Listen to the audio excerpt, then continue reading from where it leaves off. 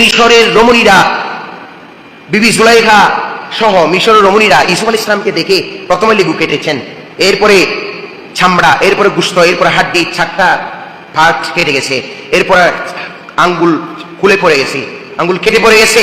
প্রথম লেবু, এরপর চামড়া 2টা, এরপরে গোশত, এরপর হাড্ডি, এরপর আঙ্গুল পড়ে গেছে। কিরে রমণী, তোমাদের হুশ কই? তখন তারা বলছে, আমি তো ইউসুফ আলাইহিস সালামকে দেখে আছি, আমরা তো ইউসুফ আলাইহিস সালামের সৌন্দর্যের মধ্যে বিভোর হয়ে গেছি। কোরআন বলছে ওয়াকাত্তানা আইদিয়াহুন্না, হে জুলাইখার সঙ্গীরা, হে মিশরের রমণীরা, তোমাদের হুশ কোথায় চলে গেছে? বলতেছে আল্লাহ ইউসুফ আলাইহিস সালামকে এত সৌন্দর্য দিয়েছে, ওই সৌন্দর্যের দিকে তাকাতে গিয়ে আমরা লেবু কাটতেছি, লেবু কেটে গেছে, চামড়া কেটে গেছে, গোশত কেটে গেছে, হাড্ডি কেটে আমাদের আঙ্গুল পর্যন্ত ঝরে গেছে। ইউসুফ আলাইহিস সালামের চেহারা থেকে এক নজর সরে নেই, ওই ইউসুফ আলাইহিস সালামের চেহারা দেখে আমাদের হুশ হয়রান হয়ে গেছে। এরপরে আসুন, ওদের হুশ চলে গেছে মিশরের রমণীদের। এরপরে ওইদিকে আসুন আসিয়া আলাইহিস সালাম, যে সময় ফেরাউনের সৈন্যরা তিনাকে হাত পা বেঁধে দিয়ে হাড্ডিতে কি মারতেছে, পেরাক মারতেছে, পেরাক যখন মেরে দিচ্ছে হাতে পাইয়ে, তখন ওইদিকে আসিয়া মুস্কি মুস্কি হাসতেছে, ওইদিকে ফেরাউনের সৈন্যরা হাড্ডির মধ্যে, পায়ের মধ্যে পেরাক মেরে মেরে চৌচির চৌচির করে দিয়েছে, তারা জজরা জজরা করে ফেলেছে, ফাঁস বের হয়ে যাচ্ছে, মগজ বের হয়ে যাচ্ছে। কিরে আসিয়া, তুমি হাসো কেন? কিরে আসিয়া, তোমার কষ্ট হয় না? তুমি তো কাঁদছো না কেন? তোমাকে তো মারতেছি আমরা ফেরা কষ্টের জন্য, আর তুমি হাসতেছো কেন? তখন আসিয়া বলতেছে, তোমরা আমাকে এই জায়গায় হাতে ফেরাক মারতেছ, আমাকে পায়ে ফেরাক মারে আমার মগজ বের করে দিচ্ছ, আর ওইদিকে আমার আল্লাহ আমার জান্নাতের মধ্যে ফেরাক মারতেছে, সেজন্য আমার হুশ নেই।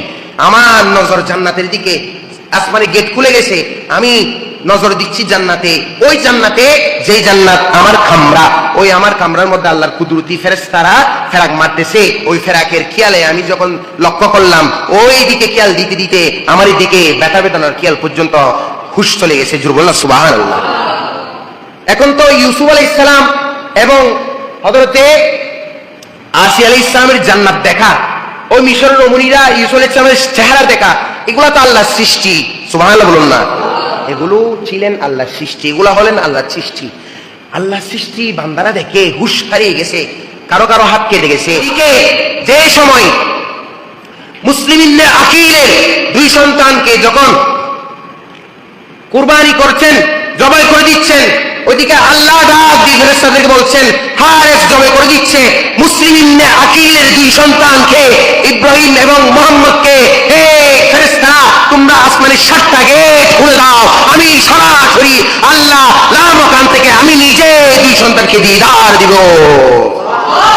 ওই 2 সন্তানকে আমি নিজে দিদার দিব। জোরে বলুন সুবহানাল্লাহ। সাথে সাথে যখন ওই দর থেকে সর হারেস আলাদা করে দিলেন, ওই 2 সন্তান আল্লাহর দিদারের মধ্যে নিমজ্জিত হয়ে গেলেন, তাদেরকে আল্লাহ কবুল করে নিলেন, তাদেরকে আল্লাহ আসমানে তুলে নিলেন, তাদের রূহ ইল্লিনে চলে গেছেন। আল্লাহ তাদেরকে এত দিদার দিয়েছেন যে দিদারে ওই 2 সন্তান বিভোর হয়ে গেছেন, তাদেরকে গর্দান কাটার হুঁশ চলে গেছে, কারণ তাদেরকে সরাসরি আল্লাহ 7টা গেট খুলে দিয়ে আসমানের সরাসরি দিদার দিয়েছেন। জোরে বলুন সুবহানাল্লাহ। ওই সময় হারেস ওই 2 কল্লাটা নিয়ে ইবনে জিয়াদের কাছে গেছে, মাথা মুবারক নিয়ে বলতেছে, হে ইবনে জিয়াদ, দেখো আমি মুসলিম ইবনে আকিলের 2 সন্তানকে তোমার কাছে সুপর্দ করেছি, তুমি আমাকে কি করো, পুরস্কার দাও। তখন বলতেছে, এখন আমি ইয়াজিদকে কি মুখ দেখাবো? ইয়াজিদ তো বলেছে মুসলিম ইবনে আকিলের 2 সন্তানকে নিয়ে আমাকে তাকে দিতে, কিন্তু তুমি তো তাদেরকে মেরে ফেলেছ, তুমি তো তাদেরকে জবাই করে মাথায় নিচ্ছ, তুমি যাও, তুমি গিয়ে তাদের দর্শন নিয়ে আসো, তাদের দর্শন তাদের শরীর সহ নিয়ে আমার কাছে নিয়ে আসো। তখন সে চিন্তা করলো হারেস, না, সে আমাকে বিনিময় দিবে না, কারণ ইবনে জিয়াদ জালেম ছিল, সে দূষর, সে বকবক ছিল। তখন সে আফসোস করতে লাগলো, আমি তো কোনো বিনিময় পাইনি। শেষ পর্যায়ে হারেস ওই কল্লা 2টা ফুরাত নদীতে কি করেছে, ফেলে দিয়েছে। সাথে সাথে ফুরাত নদী থেকে, ওই ফুরাত নদীর মাঝখান থেকে 2 জন সন্তানের দর মুবারক এসে মাথা মুবারক সর মুবারক সাথে লেগে গিয়ে কুফার ইমানদাররা তাদেরকে দাফন করেছেন। সুবহানাল্লাহ বলুন না। আল্লাহর কুদরতি ব্যবস্থাপনায় মাথা মুবারকের সাথে দর মুবারক লেগে গিয়েছেন। ওই 2 সন্তানের কুরবানি আল্লাহ কবুল করে নিয়েছেন।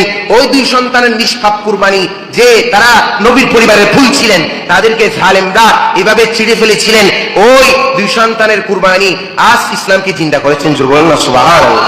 আল্লাহ জাল্লা শানহু এই শাহাদাতের মাকাম যাকে তাকে দেন না। শাহাদাতের মাকাম অনেক উঁচু মাকাম, যেটা হাসিল করার জন্য আল্লাহর কাছে কবুল হতে হয়। সে কারণে আল্লাহ পাক জাল্লা শানহু যে তাদেরকে শাহাদাতের মকাম দিয়েছেন, ওই মকাম তাদেরকেও দিয়েছেন যারা তাদেরকে মহব্বত করে, তাদের স্মরণ যারা করে, তাদেরকে ওই শাহাদাতের মকাম পর্যন্ত দিয়েছেন। জোর বলুন না সুবহানাল্লাহ। আল্লাহ আমাদেরকে শাহাদাতের মকাম হাসিল করার তৌফিক দিন, সকলে বলুন আমিন। কিন্তু হুজুর, আমরা ওই শাহাদাতে কিভাবে চলে যাব? কিভাবে আমরা আল্লাহ শাহাদাত হাসিল করব, অর্জন করব? যে শাহাদাত অনেক উচ্চে মাপের শাহাদাত, আল্লাহর কাছে অনেক, এগুলো কবুলিয়ত। এই শাহাদাত গুলো, যে শাহাদাত আল্লাহ রাস্তায় কুরবান হয়ে যায়, সরাসরি আল্লাহ দেখা দেয়, যে দেখা জান্নাতীরা জান্নাতে পর্যন্ত পাই না। কিন্তু হাদিস আসতেছে আমরা আপনাদের থেকে ময়দানে গিয়ে এইভাবে মুসলিম নাকিরের মতো গর্দান গলা দিয়ে দিতে হচ্ছে না, কারবালার ময়দানে ইমাম হুসাইনের পার্কের মতো গিয়ে শাহাদাতে গলা দিয়ে দিতে হচ্ছে না। হাদিসে আমার নবী বলে দিয়েছেন, মান মাতা হুব্বে আলে মুহাম্মদ সাল্লাল্লাহু আলাইহি ওয়াসাল্লাম মাতা শাহীদান। সুবহানাল্লাহ বলুন না। যারা নবীর প্রেমে, নবীর আওলাদের প্রেমে শুহাদায়ে কারবালার মাহফিলের টাকা পয়সা অর্থ দিক দিয়ে আর্থিকভাবে, শারীরিকভাবে, মানসিকভাবে উপস্থিত হবে, শরীক শামিল হবে, অংশীদারিত্ব হবে, আল্লাহ তাদেরকে ওই উঁচু মাপের শাহাদাত, যে শাহাদাত ইমামে হাসনানী কারিমান হাসিল করেছেন, যে শাহাদাত মুসলিম ইবনে আকিল হাসিল করেছেন, যে শাহাদাত মুসলিম ইবনে আকিলের দুই সন্তান হাসিল করেছেন, ওই শাহাদাতের মকামের পরিবার পরিজনের ভালোবাসা নিয়ে যে ব্যক্তি কাজকর্ম করবে, যে ব্যক্তি ভালোবাসা রাখবে, তো আপনি মাহফিল করতে করতে যখন মারা যাবেন, তখন আপনার কলবে কারবালা নিয়ে আপনি কবরে যাবেন। সুবহানাল্লাহ বলুন না। আপনার কলবে কারবালা নিয়ে যখন কবরে যাবেন, তখন আপনি মাতা শাহীদান, আপনি শহীদ হয়ে কবরে যাবেন। আপনি মাতা মুমিনান, আপনি নেককার মুমিন হয়ে কবরে যাবেন। জোর বলুন না সুবহানাল্লাহ। আল্লাহ আমাদেরকে এই শাহাদাতের মাহফিলের মধ্যে কবুল করুক, সকলে বলুন না আমিন।